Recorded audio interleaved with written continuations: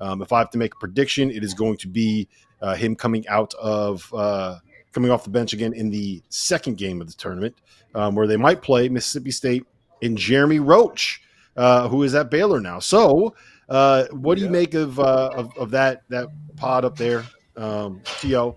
Mississippi State playing Baylor. Do you think Baylor can get past the Bulldogs? I think it's going to be really hard. Defensively, the Bulldogs are so good. That's kind of what worries me a little bit. But, I mean, VJ Edgecombe for Baylor, Big 12 Freshman of the Year, obviously a big thing. Guys, if I'm going to be honest, I'm starting to look down towards the 6'11 and the 314. If Wisconsin plays BYU, that's going to be offense on offense. I am excited if that's able to happen. But Ryan Odom has VCU playing well. But that's immediately where my eyes went in that one. And then the 5-12 matchup, Oregon and Liberty. Richie McKay can coach. They'll slow it down, and that's a tough bunch. I had them earlier in the season. They play hard. They control tempo. Very Virginia-esque, but I think they've got some scoring pop. That'll be an interesting matchup. And you know what it is, Theo? We had them in the Field of 68 tip-off in Charleston this year. They have a couple of little guards that can really play, Colin Porter and Caden Matheny. And Oregon does not have that massive backcourt. Like Jackson Shelsted's really good, but he's like 6'1". So I think that actually plays a little bit into Liberty's favor in that matchup. Randolph, what's your biggest takeaway from the South region or the East region now that you're looking at it? Just from first glance, I agree with you guys. I think we'll probably have the most upsets, I think, coming out of the East. And then by the time it gets to for Duke, and I won't even say Bama because depending on Nelson's knee injury and how significant that is, will dictate to me how far they go. But this shaping up that if Cooper Flagg is healthy and I mean 100%, not just available, then this East region can get really interesting because if Duke is hobbling, and credit to them for winning the ACC tournament, but as they get further in this thing, they need him at 100%. And so I think this just the seeding wise, this could be the biggest upset. We got a biggest surprise coming out. Yeah, I think, guys, that Cooper Flagg is going to be just fine by the time we hit the second weekend. I think if this was the tournament this weekend, Cooper Flagg would have been suiting up to play. It did not sound like anything serious. I saw him after was it Thursday? Yeah, Thursday he got hurt. I saw him in the hallway after the game. He was walking with a bit of a limp, but he didn't even have a boot on. He didn't have ice on his ankle or anything. They were not treating that thing like it was more than just he rolled his ankle, landed the wrong way. Goodman, we have the potential of VCU beating BYU. We have Vanderbilt St. Mary's. Arizona and Akron is going to be a good matchup there. What are you looking forward to the most in the first round in the East region? I hate to do it, but I'm going against my alma mater here, and I'm calling the upset. Zip them up. I think Nate Johnson and Tavari Johnson from Akron is a team that can score, man. They're deep. They can score. They shoot the hell out of it. And I just don't – you know me. I don't trust Caleb Love. I don't trust them. Somebody mute Jeff Mike, please. He's making him. He's calling out his alma mater. They're gonna get him. I'm just saying. I don't trust him. Save him from himself. We'll save him from himself. Come on, Jeff. When's your selection show, ladies? Huh? Yeah, 7. All right. Good luck. All right. Good. Focus. The Vandy women's team walking in front of me. Well, they're all walking in front of me. I want to wish them good luck. That's all. Come on. Focus. Lock in, Jeffrey. Lock in. I am focused. I'm focused.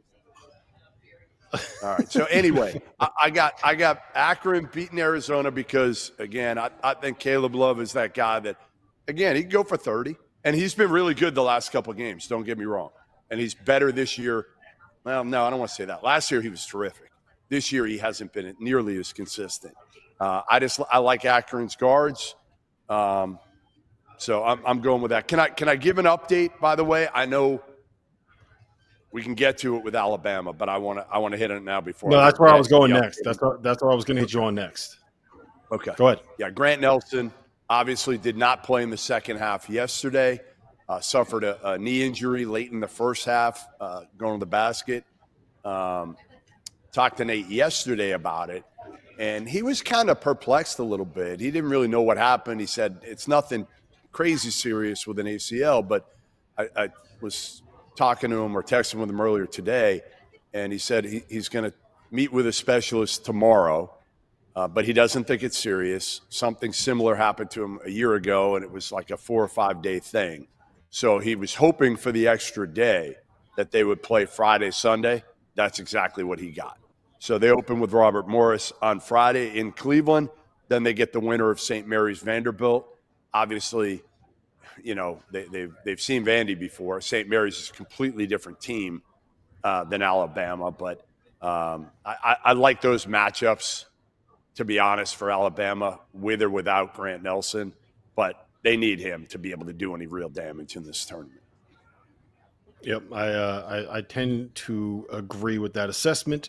I got a take for you guys, and I'm curious your opinion on this. And RC and Tio, I want to go to you guys first because you guys probably have more experience with stuff like this than Goodman and I do. Wisconsin just played 4 games in 4 days, right? They just finished the Big Ten tournament, literally the last game to finish before the selection committee unveiled the brackets. And I think it was kind of clear John Tanji was the worst game that he's played all season. He looked kind of tired. So now they have to fly back to Madison from Indianapolis, turn around and head to Denver. They're playing on Thursday.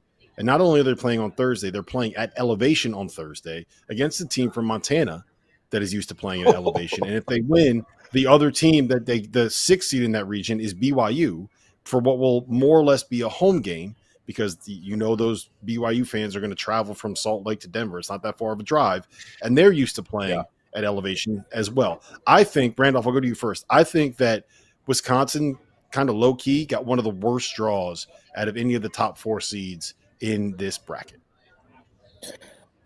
Rob, how can you argue that, right? And I just think when you look at this overall bracket, I mean, ultimately, when I look even past that, I agree with Jeff. I think Alabama kind of is favorable matchups with Grant, even if he's unavailable. Nelson's unavailable, and then the same thing we talked about up top with Duke. I think this shapes up for both of those guys. Upset-wise, I agree with you there.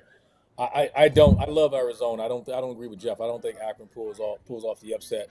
I do think Liberty gives a hell of a scare to Oregon. I think that would be the game that I look at if I had to say I'd pick an upset. And Baylor and Mississippi State, I don't consider 9 beating it ain't much of an upset. It's pretty even. Yep. All right. Goodman, you already gave us Akron over Arizona. T.O., give me your favorite upset pick. Well, you got something to say? You got something to say first? No, I'm sitting here looking at both of those games. We might have a 12-13 in the second round. You look at Liberty, I think they can beat Oregon. And then Akron, you know what kind of team that Grossi's going to have. Like, they could beat Arizona. That's very much in the realm of possibility, not because of anything Arizona's not going to do, but Akron's good, and they play in a tough league. So I think if they're able to slow it down, grit and grind their way through, then you have a slow-paced, knockdown, drag-out 12-13 game in the second round. Mm-hmm. So is that your favorite upset pick, Liberty and Akron? I just gave you 2. Yeah, I gave you 2 right there. 2 right there. All right. I want to give one 3. We talked about the Liberty, I can see, and I think I like VCU. I'm taking VCU over BYU. So you got Liberty, Akron, VCU. You got everybody. No. I got Arizona. I'm Arizona. I ain't listening to what T.O. and Jeff talking about. I'm going. They talk about that. We also have seen Caleb Love show up when it matters, and also perform on the biggest stage. So yeah, he has had some duds, but he had some days where he reminded you who he was. So I'm going with them Wildcats up in Arizona. I got y'all, even though your alum is bailing on y'all. I got your back up there. All right, Goodman, your favorite upset pick, Akron? Now is your chance to prove you're smarter than the field of 68. We're hosting a Survivor contest with our partner Splash Sports. There's a $25 entry fee, a 25 entry max in the contest, and more than 1,700 spots available, which means there's a $40,000 max prize for the winner. Survivor is the future of March Madness. Each day you pick a team to win. If they win, you advance. We'll also be running a free-to-enter bracket contest as well as a second chance Survivor in the Sweet 16. So prove you know more ball than the field of 68 on Splash Sports. Give me your Elite 8 and your Final 4 pick coming out of the East region. All right, I got to put my glasses back on, and I'm going to go Duke at the top. I just think they're too powerful. And I think the bottom is fairly wide open, especially if Grant Nelson is not healthy. And Alabama's been up and down throughout the season. I'm going to go BYU. I'm going to go BYU coming out of there. I'm going to go Duke, BYU. Yeah, I really am. I mean, they're old. They got shooters. They got a terrific point guard who again, makes people better. So I'm going Duke, BYU in that one. Yeah, I have Duke, BYU as well. T.O., what do you got? That's gross. That whole situation's gross. That's I was actually going to nasty. pick Duke, but You mean it's gross? Duke, BYU. I was going that same exact way. Duke, BYU.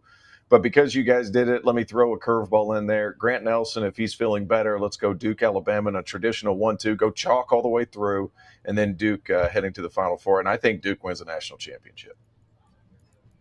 All right, there you go. We got T.O.'s Duke national championship pick in there. Yeah. Randolph. Hold on, Goodman, stop. Randolph, go ahead. Give me your pick. I'm going to go Duke, and if with Jeff reporting about Grant Nelson's being available, then I got to go Alabama. They've been two of the top, we'd say 6 teams in college basketball from November to now. And there's no reason for me to think that they won't be meeting up in San Antonio. Yep. All right, so we got Duke, and Duke making the Final